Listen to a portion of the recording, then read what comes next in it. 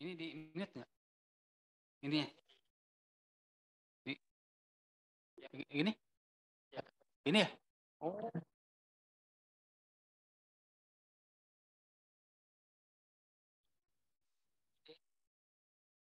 Oh, pantesan tadi. Hah? Nggak keluar. Saya tadi di mute-nya diaktifkan. Iya, baik. Coba yang Zoom di rumah terdengar nggak sekarang ya? Kedengaran, Pak. Terdengar, Pak. Terdengar. Terdengar, Pak. Ya, Terdengar, Pak, dengar. bentar, coba mau di-record dulu ya.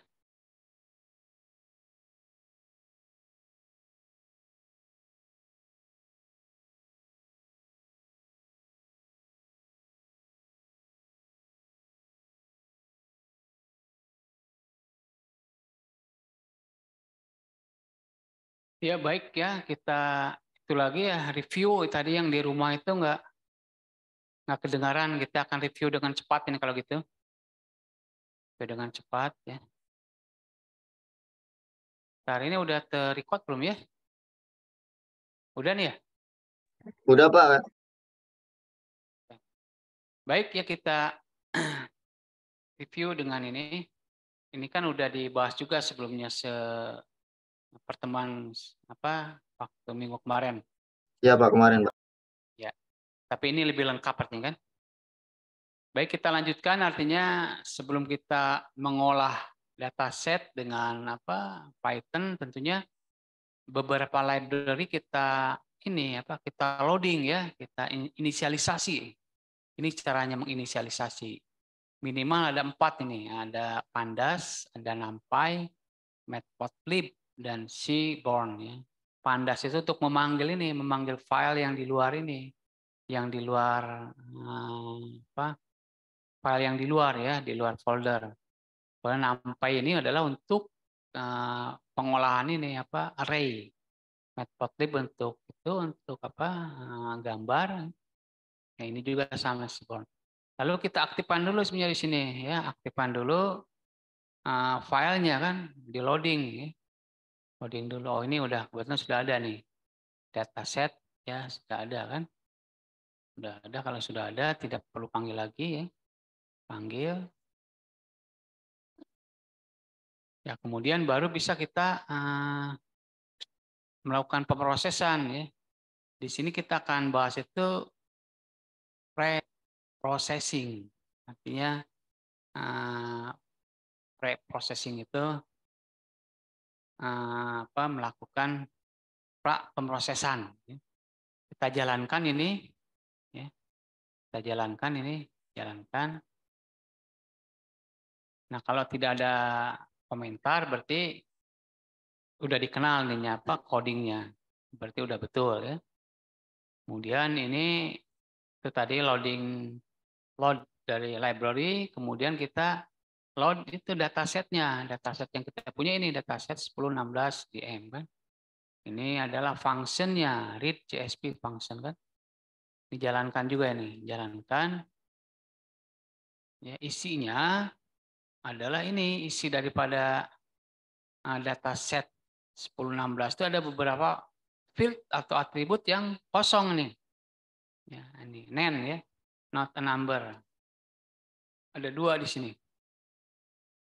Nah, untuk melihat bahwa data itu berapa yang kosong, kita cek di sini kan. Kita cek sini ya. Nah, ini adalah untuk memeriksa apakah data kita itu masih ada yang kosong tidak. Masih ada yang kosong. Di sini kelihatan bahwa data kita tuh ada missing value, ada 2 atribut ini. Nah, masalahnya kita akan ganti nih yang kosong itu dengan strategi rata-rata atau strategi main ya. Ini adalah codingnya untuk membuat menghandling missing value. Ini repeat missing value with main rata-rata. Ini hanya sedikit 2 baris. 1 baris ya sebenarnya untuk mengganti itu ya, mengganti nilai yang kosong 1 baris. Ini adalah untuk menampilkan ya, untuk memeriksa apakah dataset kita sudah ada isinya atau belum ya. Kalau kita jalankan, Nah, sudah terganti tadi ya. Field yang kosong itu udah terisi sekarang. Yang di atas kan field yang kosong itu adalah di record ini, record 3 nih ya, dengan record 4. Ya, record 3 dengan record 4 di kolom ketiga. Kolom ketiga. Kolom ketiga. Nah, ini di record 3, kolom ketiga sudah diisi sekarang ya dengan rata-rata. 5 juga sudah diisi dengan rata-ratanya. Kemudian untuk mengeceknya, untuk memastikan bahwa data tersebut kosong itu bisa dicek ulang kan. Kemudian setelah missing value dilakukan, ada pemrosesan yang lain, yaitu kita akan menskalakan data-data yang kita punyai. Artinya di skalanya supaya jatuh ya di antara 0 dan 1.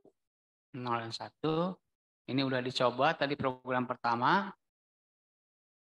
Nah, artinya jalan ya, tapi secara secara logika masih ada yang salah. Secara praktikum jalan, tapi secara logika masih ada yang salah. Kenapa ada yang salah? Karena di record yang record yang ke-1 ya dengan record yang ke-3 dalam fitur Z-score masih ada angka yang 5 ya, 2. Bukan jatuh di antara 0 dan 1. Kita akan usahakan ya supaya jatuh di antara 0 dan 1. Nah, ini standar scalar yang variasi yang kedua. Kita batasi memang ininya. Si X-nya dengan Y-nya. X dan Y-nya. Artinya min 2 ini data input yang disimpan di variable X itu yang dijadikan data training itu hanya semua kolom ini ya, sebetulnya semua kolom, tapi dikurangi 2 kolom terakhir. Jadi kolom Z-score dengan kolom kelas tidak diikutkan. Ya, kalau kita lihat di atas ini ada kolom kelas dan kolom Z-score tidak diikutkan. Ya, jadi di min 2. Semuanya diambil, cuma dikurangi dengan kolom kelas dan kolom Z-score. Yang diambil hanya 4 record. Ya, bukan 4 record, 4 field ya. 4 field yang diambil untuk dijadikan variable independent untuk data pelatihan.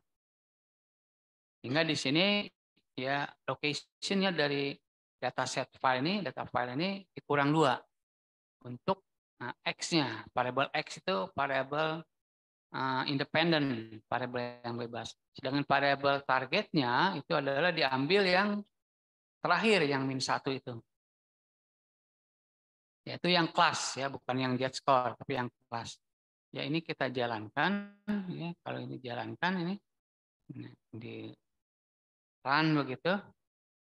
Kita lihat hasilnya ke bawah. Ini. Nah, hasilnya ke bawah. Masih tetap ada yang kesalahan, yaitu di BM book value, ya, equity, ya, masih ada nilai yang di luar ya, di luar angka 1 kan. Inginnya kita kan jatuh di antara 0 dan 1 ya. Itu kita jadikan catatan kan. Catatan. Nah, kalau itunya semuanya udah terisi datanya dengan ini. Dengan dicek ini kan, dengan lihat summary. Ya, function summary untuk memeriksa missing value dengan ini. df.isNull_sum. Sehingga ini di sini masih ya, datanya semuanya terisi. Kemudian tadi kita akan melakukan pemeriksaan terhadap dataset kita, apakah datanya seimbang atau tidak seimbang. Ini menggunakan kita lihat plotting ya, figur menggunakan rainbow ini kan fungsi grafik ya. Kita jalankan ini.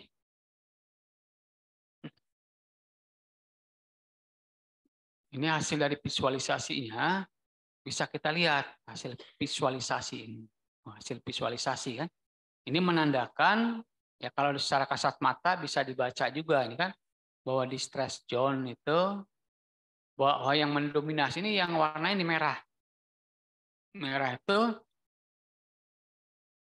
di stress zone ya yang merah. Ya, kemudian yang hijau ini safe zone itu ya yang paling sedikit yang ini yang gray zone. Ya. Kalau kita ingin lebih detail lagi, kita lihat dalam bentuk angka. Ya. Untuk memperkuat bentuk grafik ya, ini bentuk angka target ya, codingnya ini ya kita jalankan berapa. Nah ternyata ya setelah kita dilihat angkanya, ini codingnya itu di stress zone itu 42 ya, kemudian gray zone 22, safe zone-nya 6 dikit. Jadi data itu yang paling mendominasi adalah di stress zone. Nah dalam data mining, ya algoritma data mining itu tidak baik kalau datanya tidak seimbang begini. Ya ada 42, 22, harusnya datanya seimbang. 42, 42. Sehingga kalau seimbang, nanti algoritma itu berjalan dengan baik. Konsepnya begitu. Kita cek lagi di sini datasetnya apakah ada yang kosong tidak. Karena kalau ada yang kosong nanti function tertentu tidak akan mau memproses. Harus diisi dulu.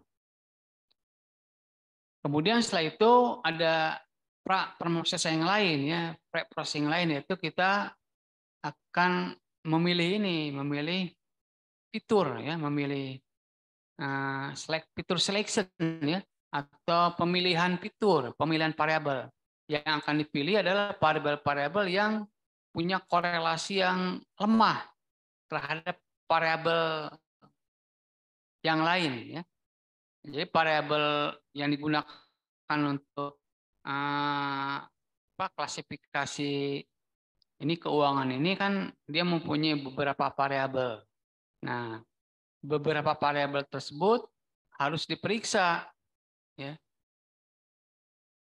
Harus diperiksa ya dengan sebuah metode artinya.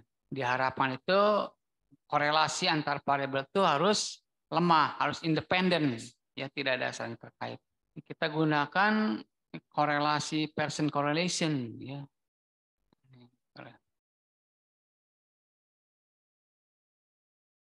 Nah, ini adalah hasil dari Pearson correlation.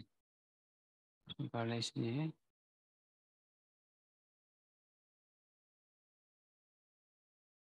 Nah, hasil Pearson correlation artinya ya kalau WCTA dengan WCTA korelasinya sangat kuat. 1 ya, artinya 100%. Ya kalau Reta dengan WCTA itu 50%. Ya. Kalau dengan BFTD 53. Ya, ini artinya kalau di bawah 60% masih bagus kan. Bisa dijadikan data ya, bisa terpilih fiturnya ini untuk dijadikan data pelatihan. Karena masih di bawah 60. Misalnya kalau ini nih 67% ya antara Z-score dengan BFTD. Ini melebihi 60%, artinya salah satu harus dihilangkan. Bisa aja Z-score-nya ini dihilangkan. Ya. Tidak dilibatkan sebagai variabel prediktor atau variabel independen yang ini. Bisa dihilangkan yang ini. Ya. Oke, berikutnya tadi data itu tidak seimbang ya. Ya, data itu harusnya kan kita seimbangkan ya. Seimbangkan supaya si algoritma data mining bisa berjalan dengan baik. Nah, ini tandanya kita cek itu masih tidak seimbang. Ya, kita gunakan apa? Coba kita gunakan yang coding ini adalah untuk menyeimbangkan ini, ya, menyeimbangkan. Ya, ini menyeimbangkan ya. Nah, menyeimbangkan codingnya kan. Ini yang tanda pagar ini hanya ini apa? Hanya komentar ya. Seimbangkan. Nah, sebelumnya kan tidak seimbang ya. Tidak seimbang. kita buat grafiknya kan ini tidak seimbang ini. Ya, distress zone paling tinggi, safe zone, chill, gray zone. Nah, tidak seimbang kan? Seimbang dalam bentuk grafik ya. Tadi udah dibahas juga di atas. Kita lihat di bawah itu masih terisi ya. Ya, ini untuk menentukan X data training itu semua data diambil ya nilainya kecuali dikurangi dengan dua kolom terakhir. Kalau ini yang Y itu kolom yang terakhir yang digunakan untuk yang Y ya untuk yang target. Kita jalankan supaya kondisikan. Nah, ini berikutnya kita menggunakan itu tadi apa? Smooth. Smooth itu adalah sebuah metode untuk menyeimbangkan dataset. Ya. Tentunya library-nya kita panggil dulu. Ya. Kita panggil dengan ini form ya, dengan form ya. Ini udah di atas kan info pandas. Kita panggil library imbalance learn ya, upper sampling, import smooth, fungsi smooth yang kita ambil di dalam folder upper sampling dalam library ini imbalance learn. Kita definisikan yang di atas ya, sama juga nih yang di atas itu diulangi lagi di sini. Kemudian dipanggil ini smooth-nya ya. Smooth itu adalah sebuah metode untuk menyeimbangkan atribut-atribut yang ada dalam dataset dengan merujuk kepada yang paling banyak, atribut yang paling banyak. Ya. Ini dibuat variabel ya, X resample, Y resample ya. Itu ini memanggil ini smooth ya, fit resample ya disimpan di X dan Y. X dan Y itu yang tadi yang sudah definisikan ya kan. Nah, di atas X dan Y. Nah, X dan Y ini. Parameter ini yang digunakan nanti. Parameter data variabel prediktor ini yang X ya. Kalau yang Y adalah variabel target ya. Yang terakhir itu. Variabel prediktor itu yang berisi itu BCTA, RETA, EBITDA ya, yang BFE, BFTD itu variabel prediktor. Kalau variabel target ya, variabel target itu yang berupa distress, gray dan shape ya. Ini dipanggil ya smooth-nya itu function smooth-nya. Kemudian didefinisikan ya. Kita cek ini di sini, cek.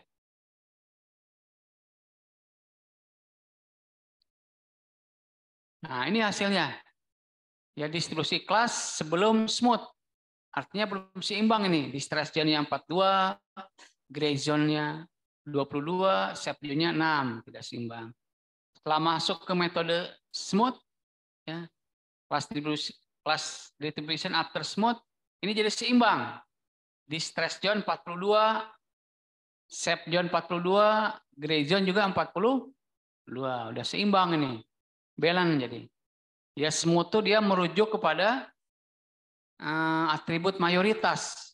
Sehingga yang tadinya jumlahnya 6 ya, ditambah menjadi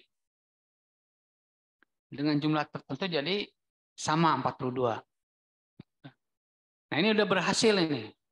Ya, udah berhasil dari menggunakan metode smooth. Smooth.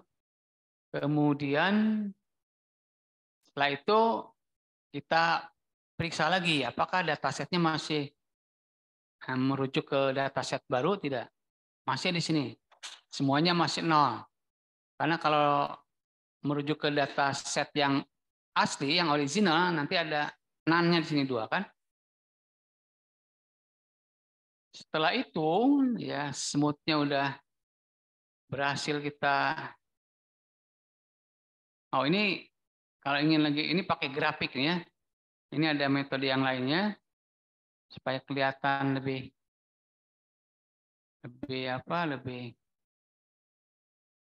ya lebih profesional ya gitu ya pakai ini. Nah, ini digunakan apa? Grafik ya, bar graph ya. Kita lihat bar graph-nya.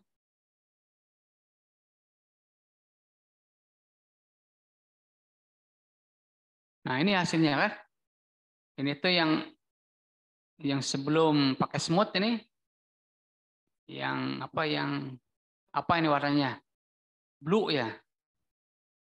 Blue itu kelihatan sekali kan? Ya bahwa distress gene paling tinggi. Sedangkan yang orange itu setelah after smooth semuanya balance, seimbang. Ya. Ya.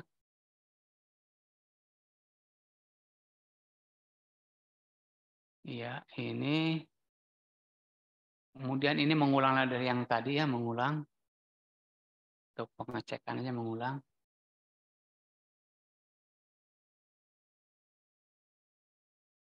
Ya, mengulang. Nah, setelah itu, setelah kita beres semua apa namanya? Pre-processing beres, baru kita masuk model, membangun model. Membangun model. Nah, tapi sebelum membangun model ada lagi yang perlu kita perbaiki, yaitu ada apa? Ada karena ini kayak kosong ya. Apa nih? Jadi masalah nanti kalau ada yang kosong kan.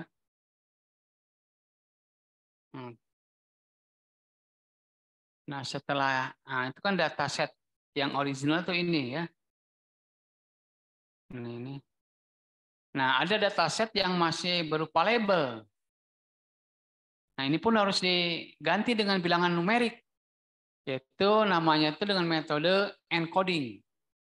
Encoding itu untuk mentransformasi ya, fitur atau variabel yang jenisnya ini ya, label ya, itu ke dalam bentuk numerik. Bisa aja nanti shape zone itu di-convert ke angka 2 ya, di stress angka 1 ya. Kemudian gray zone angka 0. Nah, kita akan coba ini untuk ini namanya label encoder ya. Langkah selanjutnya sudah dapat mengimport pustaka label encoding sklearn lalu menyimpannya ke dalam variabel agar dapat digunakan setelah itu dapat mengubah kolom kategorikal ya menjadikan numerik ya. Jadi kategorikal menjadikan numerik itu seperti di stress zone menjadi angka 2. Nah, kita jalankan ini. Ya, ini masih ada tidak sempurna nih, harusnya keluar 2, 1 dan 0 ya. Nah, kemudian kita sempurnakan di sini menggunakan ini label encoder masih label encoder ya. Encoder sehingga keluar angkanya begini label encoder tuh. Nah, tapi Z-score-nya masuk lagi nih. Ini kelas 0, 2 dan 1. Ini 0 itu menandakan ini adalah yang record pertama ya 0 itu bisa aja ini di stress zone. Ini 2 safe zone. Ini 1 adalah gray zone. Karena sudah dikonvert ke dalam bentuk numerik nih, angka-angka ini numerik. Numerik. Coba nanti kita sempurnakan di sini nggak keluar tuhnya ya. Angka-angka yang mewakilinya. Itu label encoder. Ada juga metode yang lain tuh namanya hot ya. Namanya hot encoder. Ya. One hot encoder. Nah, ini one hot encoder. Ya, one hot encoder.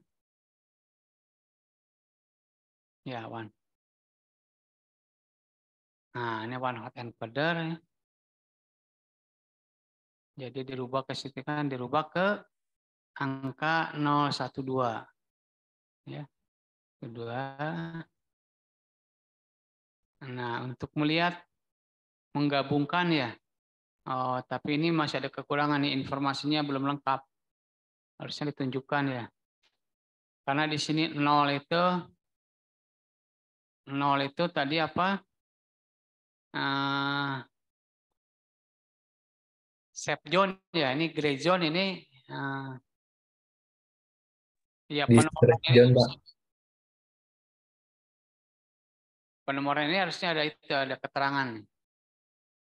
Sehingga penomoran 0 itu adalah safe zone, ya 1 itu adalah gray zone, 2 itu adalah apa tadi, distress zone. Kemudian si angka ini digabung tentunya dengan dataset yang kita punya ya kan, digabung, di-join ya dalam kolom. Ini apa codingnya untuk menggabung ini,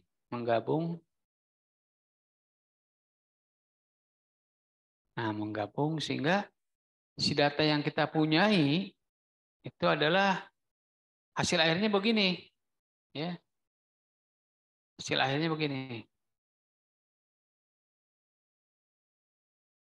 Nah, ini menandakan nih bacanya begini kan 012. 0 itu berarti tadi apa? Gray zone ya. Gray zone. Sorry, ini distress zone kan. Berarti record pertama ini adalah masuk ke apa tadi? Distress zone karena dia merujuk ke 0 ini. Ya. Merujuk ke 0. Kalau ini yang ke record ke-1 ini, di sini record kedua tapi di 1 ya. Ini adalah yang terakhir ini. Apa ini tadi? Safe zone Distress ya? zone, Pak. Ya, safe zone ini. Yang ini adalah 1 ini merujuk ke gray zone. Ya. Nah, itu preprocessing ya. Nah, setelah preprocessing ya, setelah kita siapkan datanya dengan baik, baru nanti kita akan membangun model, ya, membangun model untuk pelatihannya kan, untuk prediksinya, ya, untuk klasifikasi, untuk apapun yang kita inginkan ya. Nah, tentunya di sini akan kita bahas setelah kita membagi dataset menjadi 2 bagian. Nanti ada jadi 10 bagian yang menggunakan cross-fault validation, tapi kali ini kita menggunakan 2 bagian aja, yaitu X-trend, X-test, Y-trend, dan Y-test. Ini variabelnya kan, kita menggunakan fungsi train, test, split. Ya. Teorinya udah dibahas kemarin ya. Train, test, split itu yaitu untuk membagi dataset yang kita punyai menjadi 2 bagian kan. Ada bagian yang disebut dengan training, ada yang bagian yang disebut dengan data testing ya, data pelatihan dan data pengujian ya. Ini adalah fungsi nih. Train, test, split. Ini variabel. Kalau X itu adalah untuk menampung ya, variabel itu prediktor kan. Kalau Y itu untuk menampung variabel target. Sedangkan ini test size itu ukuran. Ukuran untuk data pengujian itu 20%. Sedangkan sisanya 80% adalah untuk data itu data pelatihan.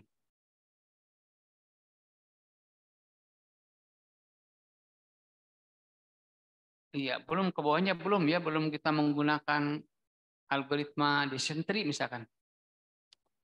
Kalau ini kita jalankan,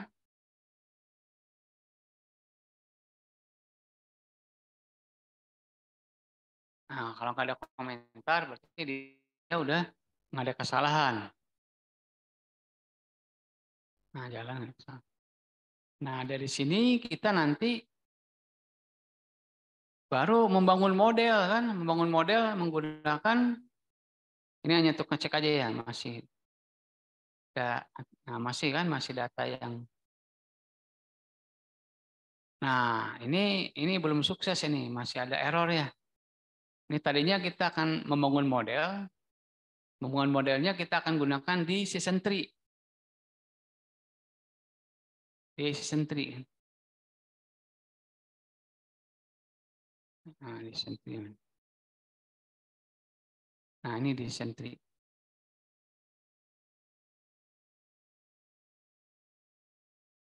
Ke atas nih.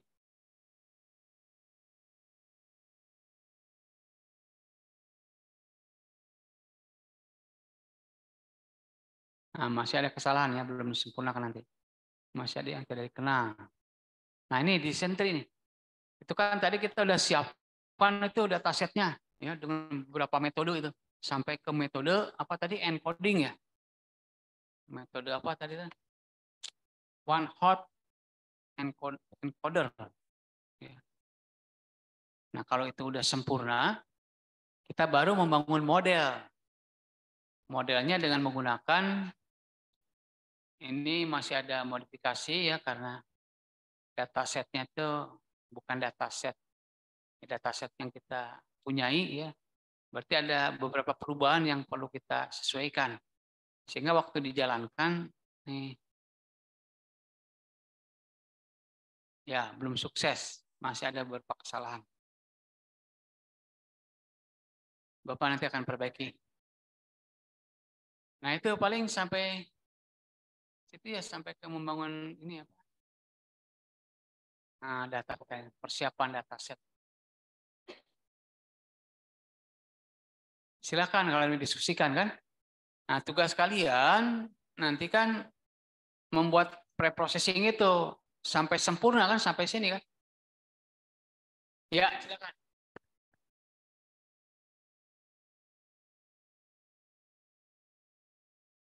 Ya.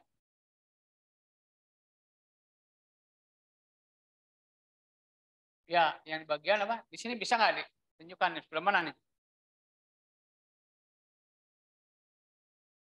Oh, percent correlation. Ya, oke, tunggu sebentar.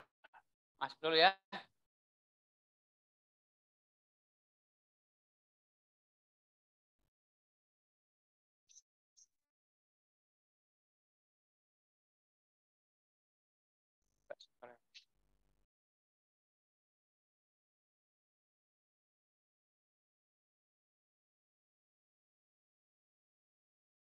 Ya, ini Sperman ya.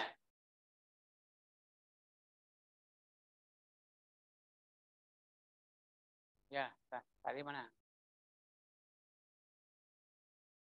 Bentar.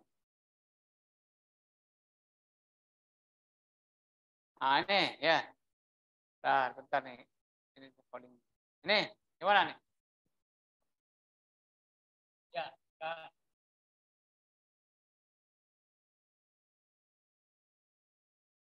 Ya.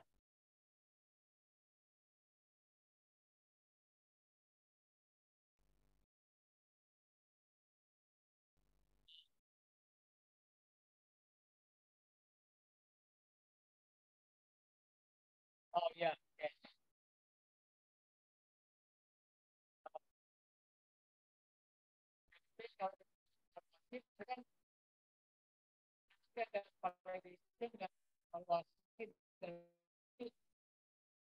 Ada evaluation dengan validasi nanti dari sistem.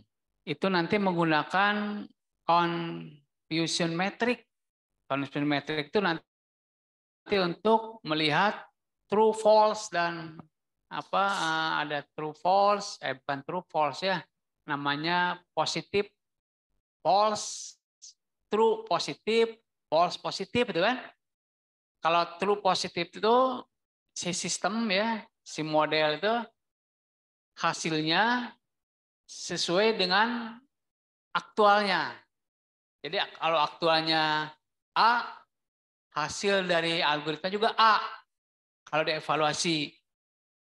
Nah, kalau di Pearson correlation, ini kan berwarna-warni ceritanya.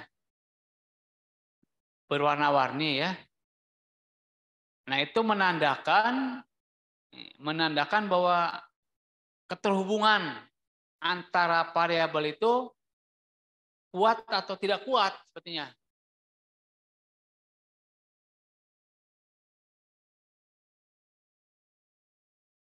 Nilai numeriknya ya. Misalkan gini nih. Contohnya ini WCTA ya.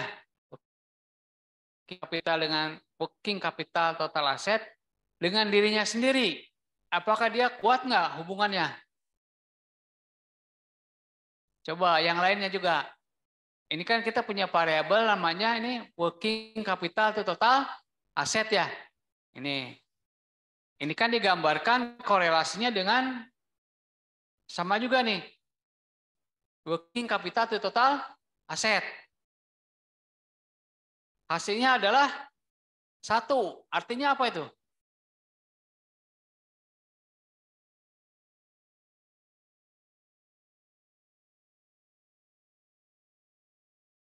Ya korelasi ya. Kan person correlation ya. Artinya dicek korelasinya, hubungannya kan. Berarti kan hubungan WCTA dengan WCTA ya dengan dirinya sendiri kan besar kecil. Sama ya. Sama, jadi korelasinya besar sekali ya. 100% berarti kan. Karena membandingkan dengan diri sendiri kan. Nilainya 100% sama berarti kan. Itu sama artinya 100%. Jadi korelasinya tuh keterkaitannya tinggi. Kata si person correlation tinggi. Ya berarti harus salah satu dihilangkan. Memang dihilangkan. WCTA tidak boleh dua-duanya dipakai kan dalam variabel prediktor. Nah, sekarang kita lihat lagi nih. Ini masih WCTA kan? Korelasinya dengan apa yang di bawah nih? Dengan EBITDA. Bagaimana? Kuat atau lemah?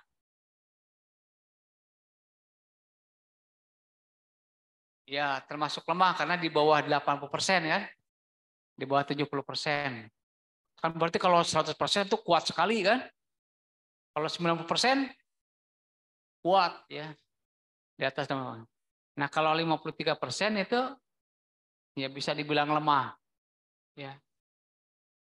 Nah, begitu ini min ini ya. Sekarang WCTA dengan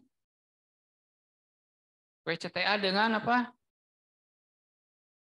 Dengan reta kan? Hasilnya ini ada hubungannya juga nih, 66% kan? Keterkaitannya gitu, korelasinya. Dalam ilmu statistik kan ada istilah korelasi, keterhubungan kan? Relasinya kan? Keterkaitan kan? Saling mempengaruhi. Ya, saling mempengaruhi. Padahal dalam data mining itu variabel prediktor itu kalau bagus itu saling independen, saling tidak mempengaruhi. Ya itu lebih bagus. Seperti ini nih. Ini ada yang 0 ya. Nah, ini 0 nih. Ini itu apa? BFTD dengan apa nih? Ini 0 ya. Dengan EBITDA. Ini relasinya kan 0, berarti nggak ada hubungan sama sekali dia.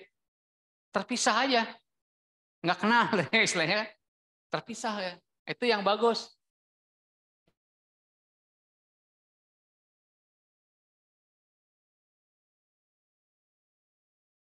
Ini bagus juga. Artinya lebih bagus adalah, nah itu adalah untuk menentukan namanya itu tadi fitur selection atau pemilihan fitur yang dijadikan dasar untuk menentukan variabel independen yang dijadikan data pelatihan. Itu terkait person correlation itu penjelasannya. Kalau nanti ada true dan false, nanti pas dievaluasi ya, ada metrik, banyak confusion metric.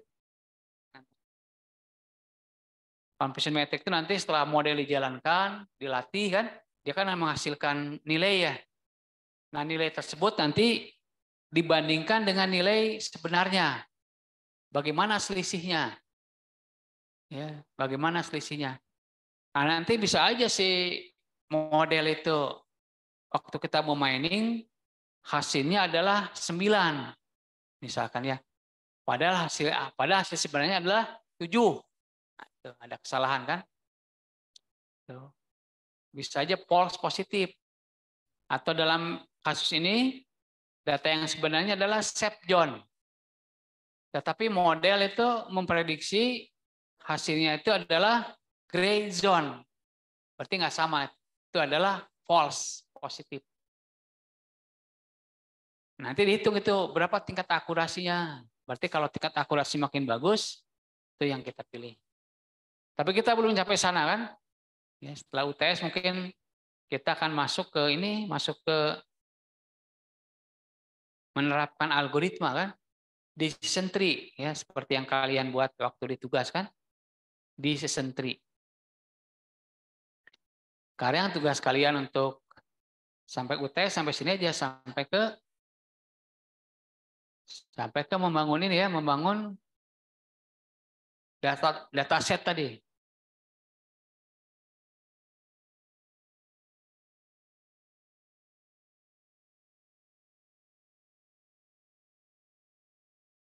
Nah, sampai sini, apa data set. Nah, sampai sini. Ya. Materi UTS sampai sini kan? Materi UTS. Belum membangun model untuk memining ya. Baru menyiapkan itu apa? Data untuk bisa di mining. Belum pakai menggunakan alat. Silakan kalau ada yang mau didiskusikan lagi. Assalamualaikum Pak, izin bertanya Ya, gimana nih? Jum? dari Zoom Pak. Ya, silakan. Tadi saya mendengar penjelasan Bapak bahwa korelasi itu adalah menandakan seberapa kuat antara hubungan dua variabel, baik itu variabel independen dengan variabel dependen Pak. Ya, betul. Nah, yang ingin saya pertanyakan di sini, kira-kira apa sih Pak perbedaan antara korelasi dengan kausalitas? Karena kalau dilihat dari perbedaannya bahwa korelasi dan kausalitas itu punya kesamaan Pak, yakni hubungan dari kedua variabel gitu. Mungkin sekian Pak dari saya Pak. Oh, itu ya ada kausalitas. Ya, kausalitas itu kan hubungan sebab akibat ya.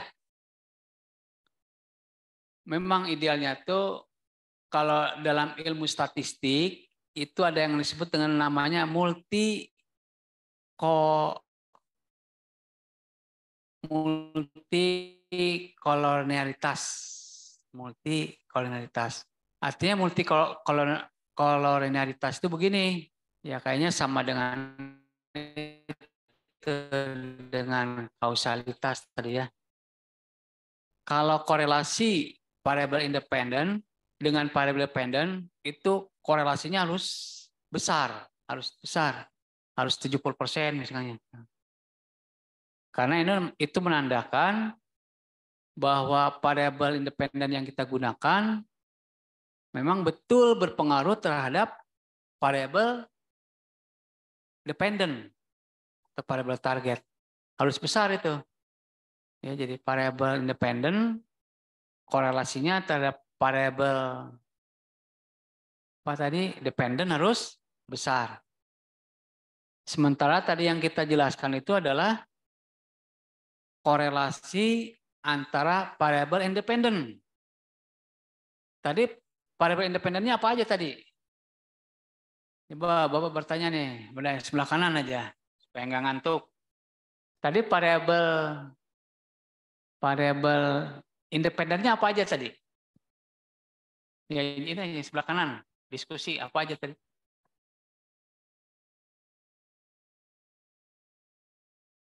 Variabel independennya apa aja? Karena ini tadi ada yang menanyakan variabel independen, ada variabel dependent. Kaitannya dengan kausalitas. Ya. Kurang keras. Terus apa lagi variabel itu? Independennya. Variabel independennya.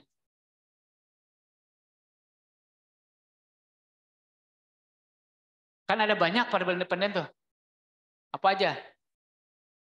Ya. Ya. Jadi variabel independen itu ya. Yang WCTA, EBITDA, reta, BFTD. Sebetulnya Z-score itu nggak masuk karena Z-score itu hasil kan. Rumus sebetulnya. Harus dihilangkan itu. Sebetulnya variabel perantara itu. Ya, karena di industri perbankan nggak mungkin kita mendapatkan data yang itu, yang apa? Yang langsung murni ya.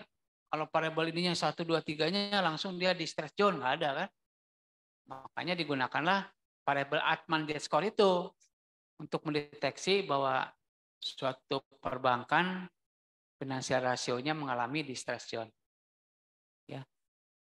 Jadi korelasi antara itu variabel dependent itu ya, independent yang WCTA, EBITDA, reta dan BFTD itu korelasinya harus tinggi atau rendah? Ini sebelah kiri, diskusi sebelah kiri ya. Korelasi variabel independen hasilnya harus rendah harus tinggi. Udah sepakat ini tinggi. Nah, sebentar yang kiri dulu. Yang kiri tinggi rendah. Siapa delegasinya? Seimbang. Enggak, tinggi rendah. Pertanyaannya tinggi rendah. Bukan. Ya? Tinggi. Yakin tinggi? Pada independen. Kalau yang kanan rendah. Harus rendah. Karena variabel independen kan? Kalau bisa tuh nggak kenal. 0 itu tadi nilainya. Antara variabel WCTA dengan reta, kalau bisa 0. Nggak kenal. Menuju ke 0 itu bagus. Bisa digunakan untuk sebagai variabel prediktor yang kuat nantinya. Harus rendah. Ya. Sekarang korelasi antara variabel independen dengan variabel dependen harus tinggi atau rendah? Yang kiri juga.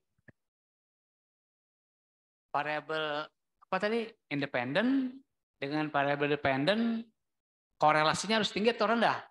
Hasil. Ya, diskusi itu.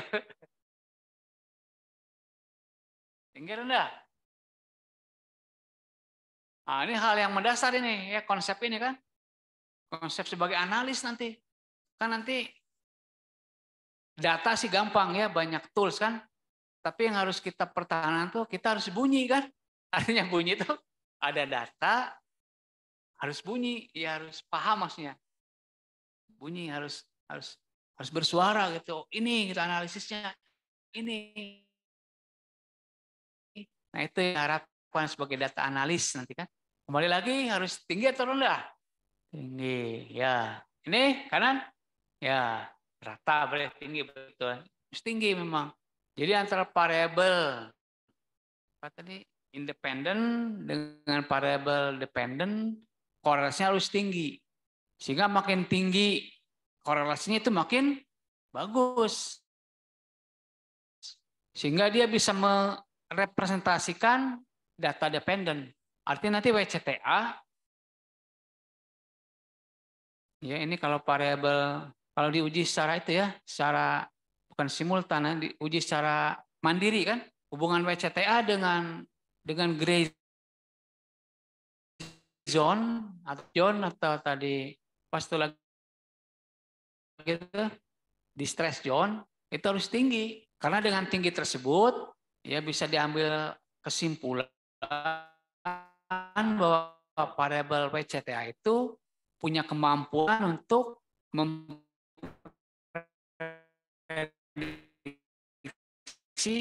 variabel dependent, datanya harus baik. Makanya kalau datanya tidak baik gimana? Makanya harus dari para ahli si data itu kan, harus data faktual. Nah, jadi si algoritma itu belajar dari data yang apa nilainya bagus. Nah, itu ya pertanyaan dari yang di Zoom itu ya terkait apa? Tadi apa ya? Pak tadi nanya apa tadi? Perbedaan korelasi dan kausalitas, Pak. Oh iya, betul. Ya. Ya. Silakan kalau didiskusikan lagi. Dengan pemahaman ini diperlukan sebagai seorang analis nanti kan.